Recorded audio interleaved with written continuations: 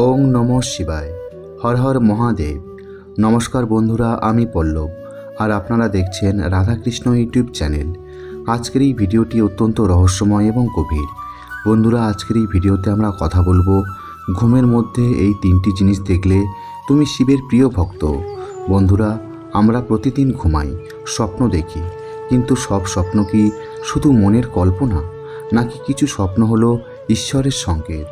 বিশেষ করে যদি সেই স্বপ্নে মহাদেবের সঙ্গে যুক্ত কিছু দেখা যায়, তাহলে সেটা কেবল স্বপ্ন নয়, এটা এক প্রকার দিব্য বার্তা। বন্ধুরা, ভিডিওটি সম্পূর্ণ দেখার অনুরোধ রইল। আর নতুন বন্ধুরা পাশে থাকা সাবস্ক্রাইব লেখাটি প্রেস করে বেল আইকনের অল অপশন সিলেক্ট করুন। বন্ধুরা, শিবপুরাণে বলা হয়েছে, ভক্তের হৃদয়ে যখন শুদ্ধতা জন্মায় তখন মহাদেব বিভিন্ন উপায়ে তাঁর সঙ্গে যোগাযোগ করেন, আর সেই উপায়গুলোর মধ্যে অন্যতম হলো স্বপ্ন। তাই আজকের ভিডিওতে আমরা জানব ঘুমের মধ্যে কোন তিনটি জিনিস দেখলে বুঝবেন আপনি ভগবান শিবের প্রিয় ভক্ত এবং আপনার জীবনে বড় কোনো শুভ পরিবর্তন আসতে চলেছে। শিবপুরাণে বলা হয়েছে, যে ব্যক্তি সর্বদা মহাদেবকে স্মরণ করে সে স্বপ্নে তার দিব্য দর্শন লাভ করে, তার জীবন মঙ্গলময় হয় এবং সমস্ত পাপ ধ্বংস হয়ে যায়। বন্ধুরা, স্বপ্নে শিব বা শিবের সঙ্গে সম্পর্কিত কিছু দেখা মানে আপনি তার কৃপাধন্য। এখন চলুন জেনে নেওয়া যাক সেই তিনটি অলৌকিক সংকেত। বন্ধুরা, প্রথম সংকেতটি হলো স্বপ্নে শিবলিঙ্গ দেখা। যদি আপনি ঘুমের মধ্যে শিবলিঙ্গ দেখেন, এটা অত্যন্ত শক্তিশালী এবং শুভ সংকেত। শিবলিঙ্গ হলো সৃষ্টি, স্থিতি ও প্রলয়ের প্রতীক। এটি মহাদেবের নিরাকার রূপ। শিবপুরাণে বলা হয়েছে, লিঙ্গং য পশ্যতি স্বপ্নে শিব কৃপা ভবেত ধ্রুবম সর্বদুঃখ বিনাশং চ সুখ সম্পদ প্রাপ্যতে। অর্থাৎ, যে ব্যক্তি স্বপ্নে শিবলিঙ্গ দেখে সে নিশ্চিতভাবে শিবের কৃপা লাভ করে, তার জীবনের দুঃখ দূর হয় এবং সুখ সমৃদ্ধি আসে। স্বয়ং মহাদেব আপনার জীবনে এক নতুন অধ্যায় শুরু করতে চলেছেন। আপনার বহু পুরনো সমস্যা দূর হবে, আধ্যাত্মিক শক্তি বৃদ্ধি পাবে। অর্থাৎ, আপনি শুধু ভক্ত নন, মহাদেব নিজে আপনাকে লক্ষ্য করছেন। দ্বিতীয় সংকেতটি হলো স্বপ্নে সাপ দেখা, বিশেষ করে শান্ত সাপ। বন্ধুরা, সাধারণত আমরা সাপকে ভয় পাই, কিন্তু শিবের গলায় যে সাপ থাকে তা শক্তি ও জ্ঞানের প্রতীক। যদি আপনি স্বপ্নে শান্ত, নিরীহ বা আপনার দিকে তাকিয়ে থাকা সাপ দেখেন, তাহলে এটি অত্যন্ত শুভ সংকেত। শিবপুরাণে বলা হয়েছে, নাগং স্বপ্নে য পশ্যতি ভয়ং তস্য ন বিদ্যতে শিবস্য প্রিয় ভক্তস্য জ্ঞান লাভং লভেত ধ্রুবম। অর্থাৎ, যে ব্যক্তি স্বপ্নে সাপ দেখে তার জীবনে ভয় থাকে না, সে শিবের প্রিয় ভক্ত এবং জ্ঞান লাভ করে। স্বয়ং ভগবান শিব আপনার ভিতরের ভয় দূর করছেন, আর আপনি আধ্যাত্মিকভাবে উন্নত হচ্ছেন। আর রক্ষাকর্তা হিসাবে ভগবান শিব আপনাকে রক্ষা করছেন।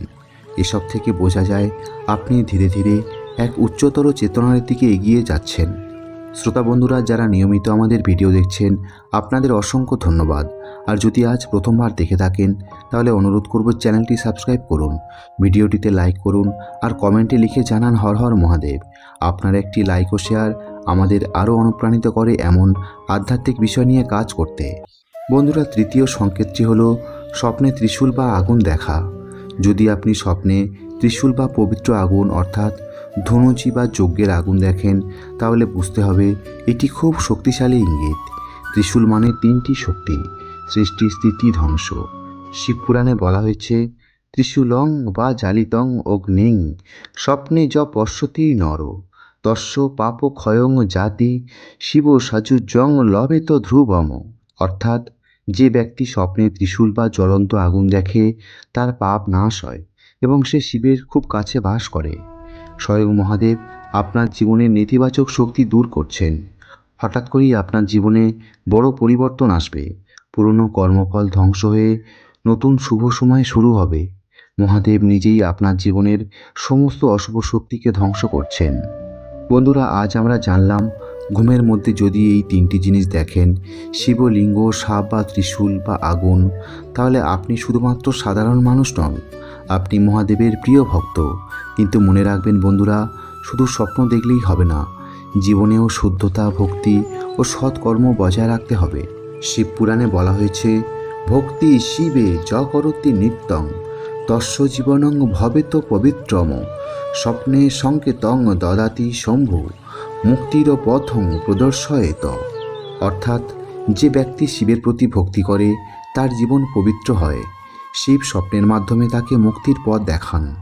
বন্ধুরা, শেষে শুধু একটি কথাই বলবো, যদি আপনি মনে করে থাকেন শিব আপনার পাশে আছেন আর যদি আপনি সত্যি মহাদেবকে ভালোবাসেন, তাহলে প্রতিদিন অন্তত একবার ভক্তিভরে বলুন ওং নমঃ শিবায়, হর হর মহাদেব। তো এই ছিল আজকের ভিডিওর বিষয়। ভিডিওটা এখানেই শেষ করছি। বন্ধুরা, আশা করি এই ভিডিওটি দেখে আপনি সমৃদ্ধ হয়েছেন। আজকের ভিডিওটা কেমন লাগলো কমেন্ট করে অবশ্যই জানাবেন।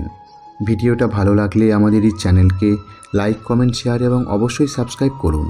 আবার দেখা হবে পরের ভিডিওতে নতুন এক আধ্যাত্মিক বিষয় নিয়ে। ততদিন ভালো থাকবেন, সুস্থ থাকবেন। আর আমি ছিলাম পল্লব আপনাদের সাথে। মহাদেবের আশীর্বাদে আপনার জীবন সুন্দর ও সার্থক হয়ে উঠুক। আর আপনি যদি মহাদেবের ভক্ত হয়ে থাকেন তাহলে কমেন্টে লিখুন হর হর মহাদেব।